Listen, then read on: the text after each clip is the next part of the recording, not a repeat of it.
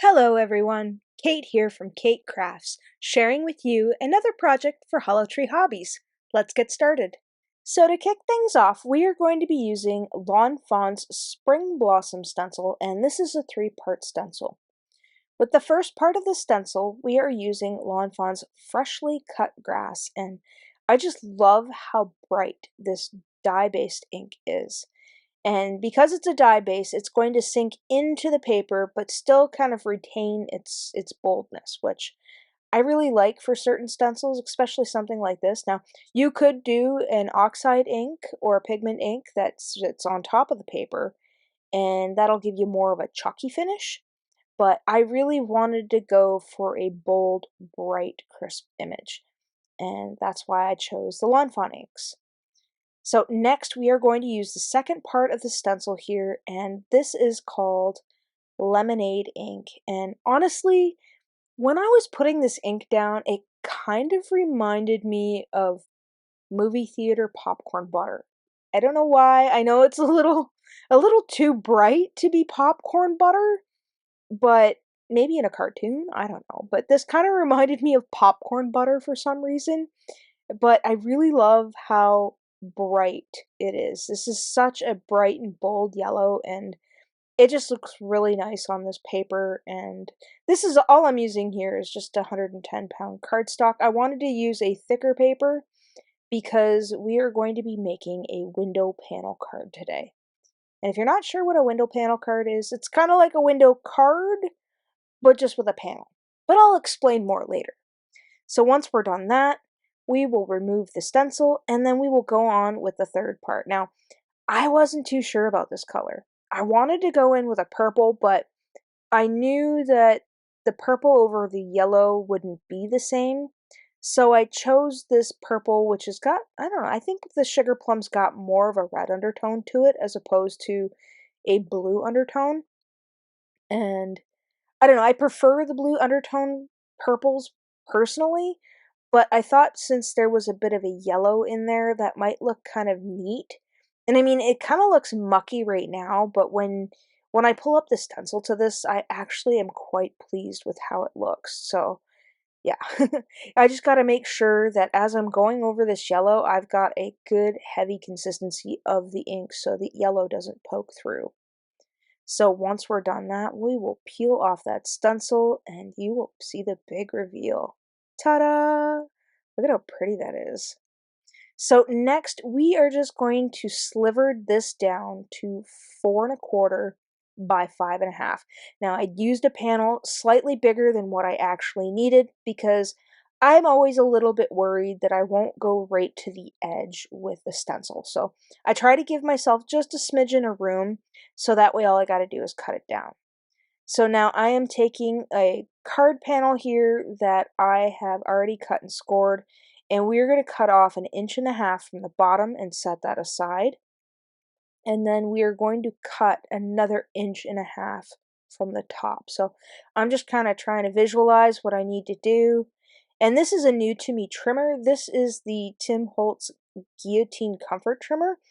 And it only goes up to 6 inches, and it is about 8½ in length, which is really nice. And it's a little bit bigger than my Fiskars trimmer, which I do like as well, but I don't know, this one has a different feel to it. I like how big the guard bar is, so that way I can keep my fingers away from the blade, because I have a tendency of going too close.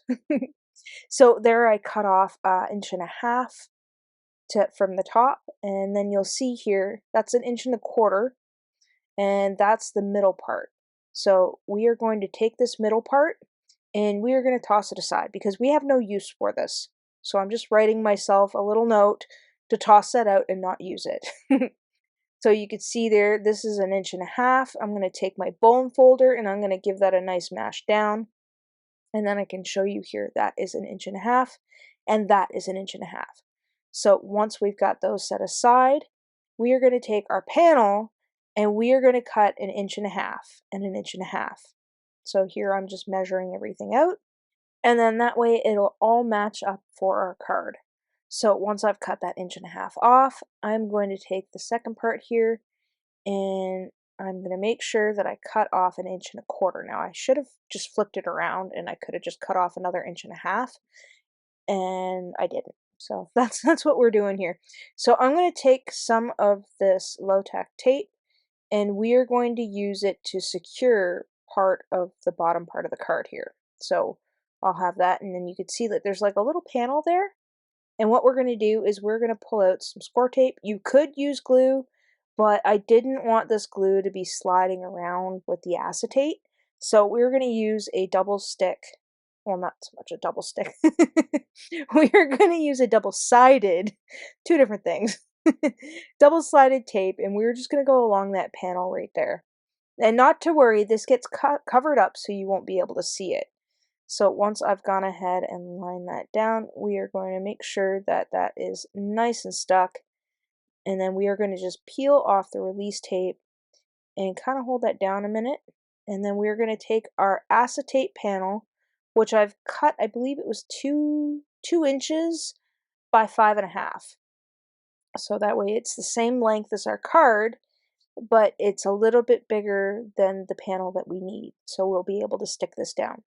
So once I'm happy with the placement, I will give that a good mash down, and then I will go ahead and lift that up, and then I'll pull off the release tape and I will stick the other half of it down. So once I've done that, we have a full front of my panel done. So next we are going to take off the low tack tape very carefully, because sometimes it will rip the paper a little bit.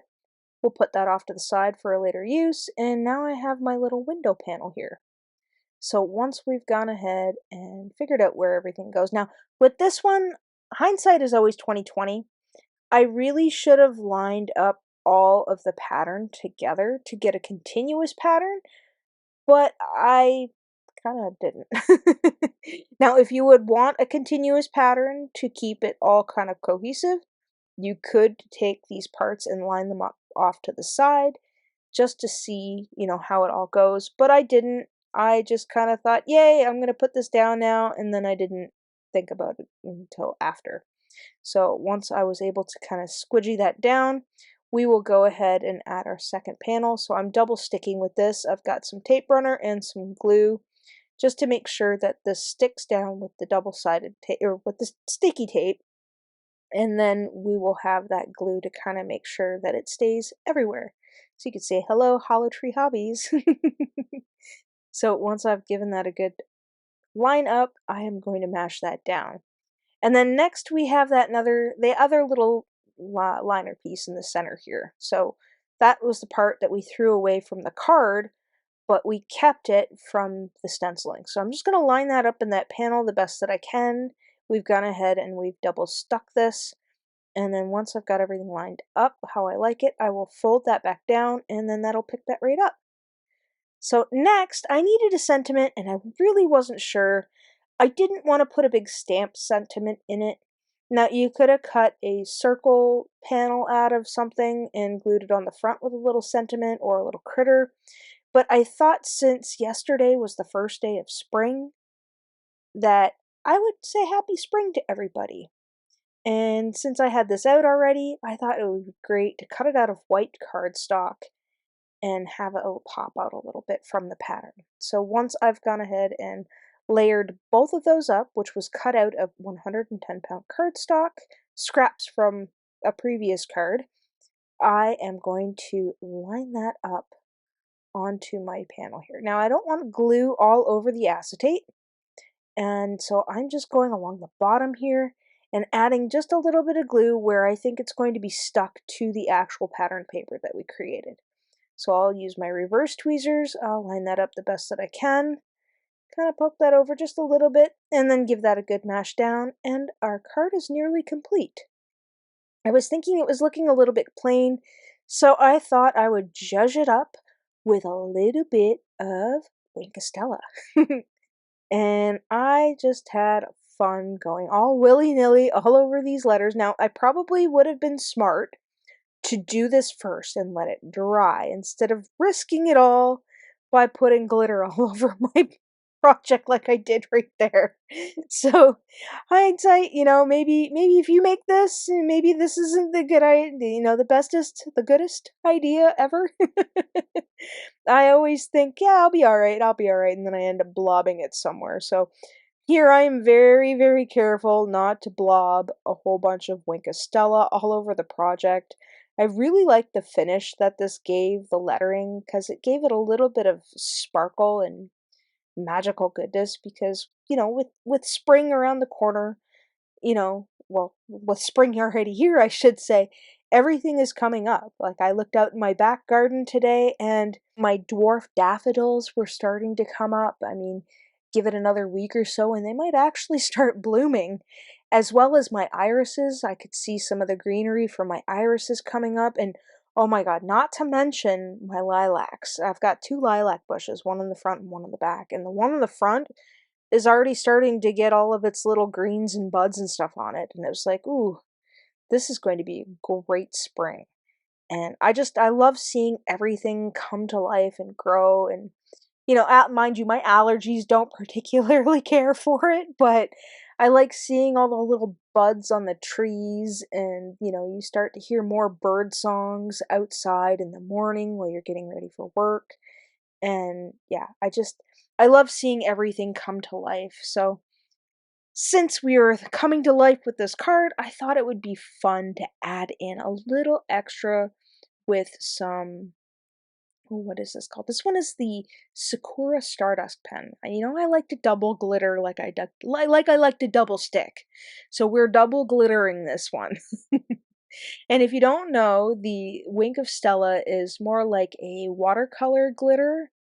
Like, it comes out like a watercolor paint pen, and it has like a shimmery to it, whereas the Sakura Stardust pen is more of a concentrated glitter, which I don't know. I honestly can't tell you which one I love more, if it's the Wink of Stella or the Sakura, but I do know I will replace both of them, or I have replaced both of them when they run out, and I can't craft without them. So since I've done the outside, I'm going to do the inside as well, just so it's kind of matchy-matchy. And once I'm happy with that, my card is complete. I really hope that you enjoyed today's project. If you're interested in anything that I used today, I'll leave everything in the link to the description box below. And as always, thanks for hanging out with me today. Take care.